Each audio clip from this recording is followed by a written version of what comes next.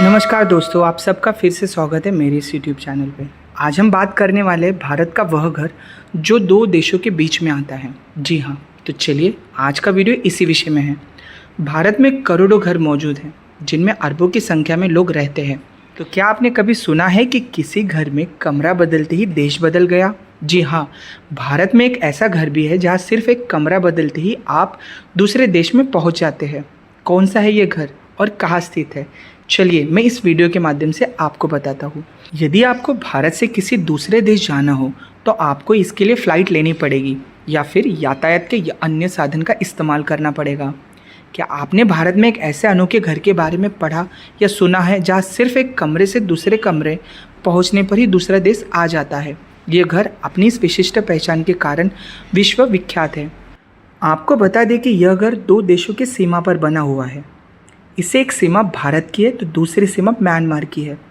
ऐसे में यह घर दोनों देशों की सीमा पर बना हुआ है, या फिर आप कह सकते हैं कि दोनों देशों की सीमा इस घर से गुजरती है। चलिए देखते हैं भारत में कहाँ है ये घर। भारत में यह अनोखा घर नागालैंड राज्य के लोंगवा गांव में है। यह गांव भारत म्यांमार बॉर्डर पर स्थित है। अक्सर इस घर को देखने के लिए दूर दूर से लोग पहुँचते हैं। भारत में बेडरूम तो म्यांमार में किचन। इस घर की खास बात यह है कि इस घर का किचन म्यांमार में पड़ता है तो बेडरूम भारत में स्थित है।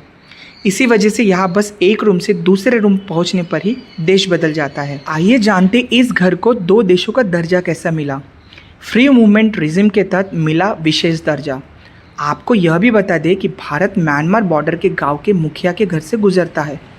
वही ये घर दोनों बॉर्डर पर स्थित है। ऐसे में इस घर को फ्री मूवमेंट रिजिम यानी कि FMR के तहत विशेष दर्जा मिला है। इसी वजह से यहाँ के लोगों की दोहरी नागरिकता मिली हुई है। स्कूल ऑफिस के लिए बदलना पड़ता है देश। यहाँ रहने वाले लोगों की दोहरी नागरिकता मिली हुई है।